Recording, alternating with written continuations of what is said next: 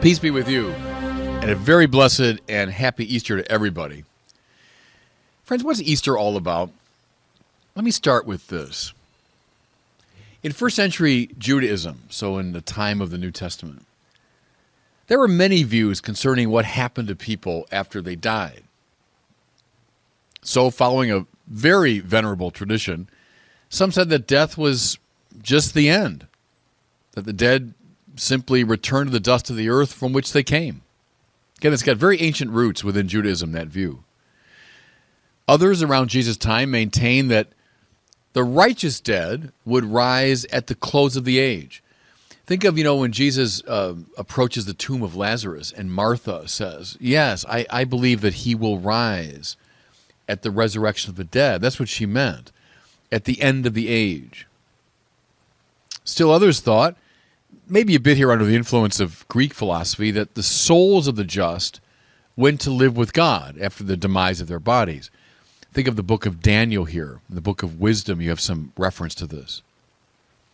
Some, it seemed, even believed in a kind of reincarnation. Think of when Jesus asked the disciples, who do people say that I am? And some of them say, well, Jeremiah or one of the prophets come back from the dead.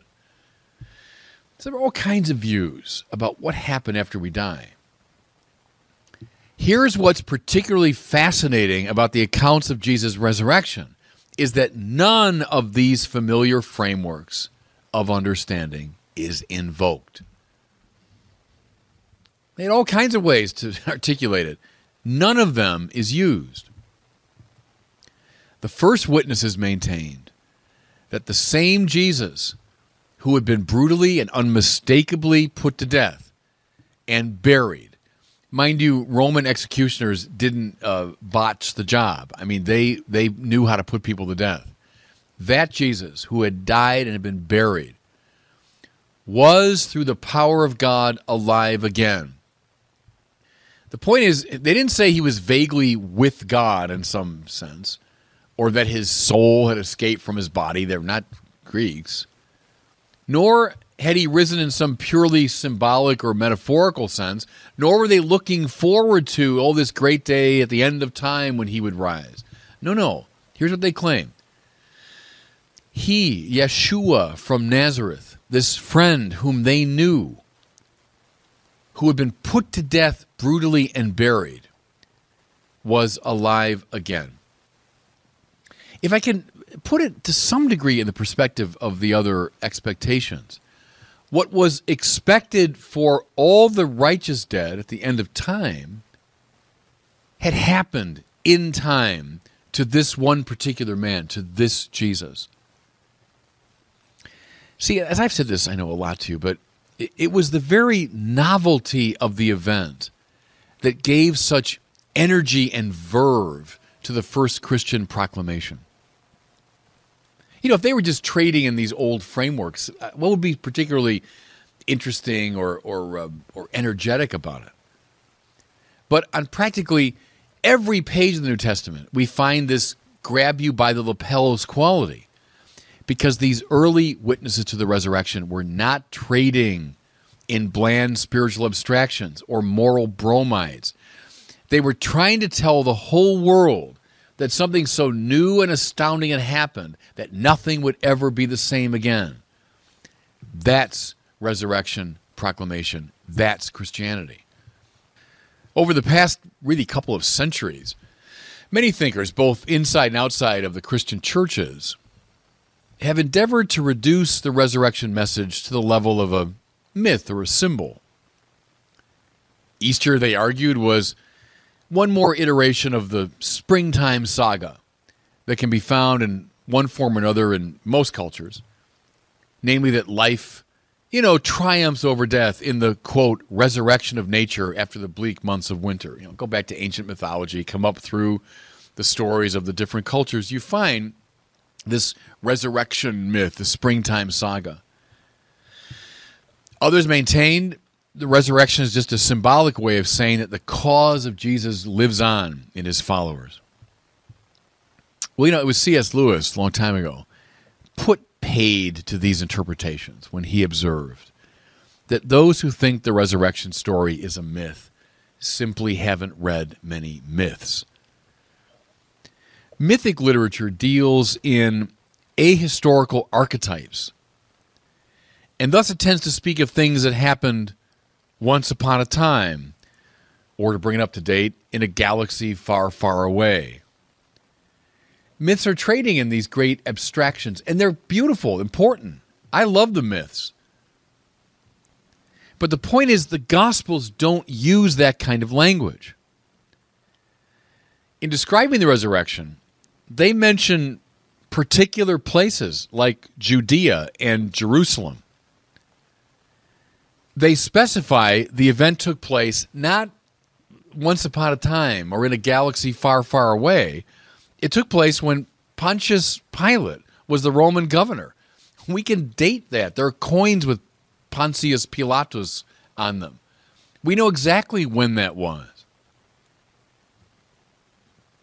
More to it, they name distinct individuals, Peter, John, James, Thomas, etc., who encountered Jesus after he rose from the dead.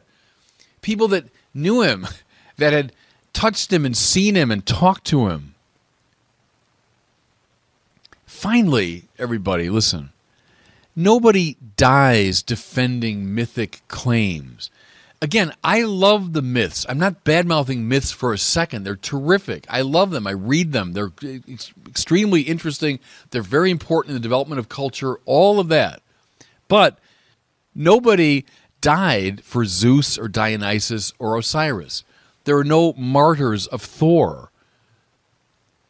But practically all the first heralds of the resurrection of Jesus went to their deaths defending the truth of their historical claim. I want that to sink in this Easter, the difference of these gospel stories and of the people who told them and defended them. Okay. But what does the resurrection mean? What are some implications we can draw from the resurrection? I think it means, first, that the customary manner in which we understand the relationship between order and violence, and I mean from the Epic of Gilgamesh to the Game of Thrones, has to be rethought. Let me say it again.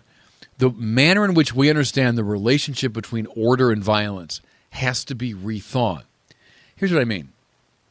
On the standard sort of realistic realpolitik reading of things, order comes about through the violent imposition of the will of the stronger.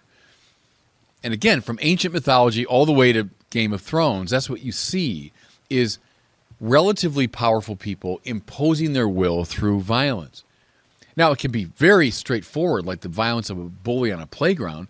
It can be a much more refined exercise of violence through geopolitical strategy. But the myth remains the same. Order comes through violence. Now, mind you, in Jesus' time, the great principle of order was the Empire of Rome, which maintained its hold how? Through the exertions of its massive army and through the imposition of harsh punishment on those who had opposed its purposes. The most terrible and fearsome of those punishments was the cross. A particularly brutal mode of torture. They think the Romans might have gotten it from Persians or from somewhere in the Middle East. But it was purposely carried out in public so as to have the greatest deterrent effect. It was precisely on one of those Roman crosses that Yeshua from Nazareth was put to death. Having been betrayed and abandoned by his friends and condemned by a corrupt tribunal of collaborators with the Roman authorities. Now, when the risen Jesus presented himself alive to his disciples, they were, we are told, afraid. Now, you could say their fear might have been simply a function of their having seen something uncanny, a dead man come back to life. But I wonder sometimes whether it might have been grounded in the assumption that he was back for vengeance. In any telling of a similar tale, if someone made up a story like this, here's an innocent man, a good man, who'd been put to death, because of the betrayal and abandonment, denial of his followers who had run from him at the moment of truth. And if now in the imagination of the storyteller, this dead man was back to life and he's come to visit those who had betrayed him and denied him, what would you expect? You'd expect he's back for vengeance. See, again, order comes through violence. That's the way we tend to tell the story. But this story is different. After showing his wounds, the risen Jesus says to his friends, Shalom, peace. The teacher who had urged his followers to turn the other cheek and to meet violence with forgiveness exemplified his own teaching in the most vivid way possible. And what he showed thereby was that the divine manner of reestablishing order has nothing to do with violence, retribution, or eye for an eye retaliation. Instead, it has to do with a love which swallows up hate, with a forgiveness which triumphs over aggression. It's this great resurrection principle which explicitly or implicitly undergirded the liberating work of Martin Luther King in America, of Gandhi in India, of Bishop Tutu in South Africa, of John Paul II in Poland. Those great practitioners of nonviolent resistance were able to stand athwart the received wisdom only because they had some sense that in opting for the way of love, they were going with the deepest grain of reality. They were operating in concert with the purpose of God. Here's a second implication, everybody, from the resurrection. It means that God has not given up on his creation. According to the well-known account in the book of Genesis, God made the whole array of finite things. Sun, moon, planets, stars, animals, plants, things that creep and crawl on the earth. And he found it all good, even very good. There's not a hint of dualism or Manichaeism in the biblical vision. There's no setting of the spiritual over and against the material. All that God has made reflects some aspect of his goodness, and all created things together constitute a beautiful and tightly woven tapestry. As the Old Testament lays out the story, human sin made a wreck of God's creation, but the faithful God kept sending rescue operation after rescue operation. From Noah's Ark through the prophets, the law, the temple, the people, Israel itself. And finally he sent his only Son, the perfect icon or incarnation of his love. Now here's the point, everybody. In raising that Son from the dead, God definitively saved and ratified his creation, very much including the material dimension of it. That's why the bodily resurrection of Jesus matters so much. Over and again, we've said no to what God has made, but God stubbornly says yes.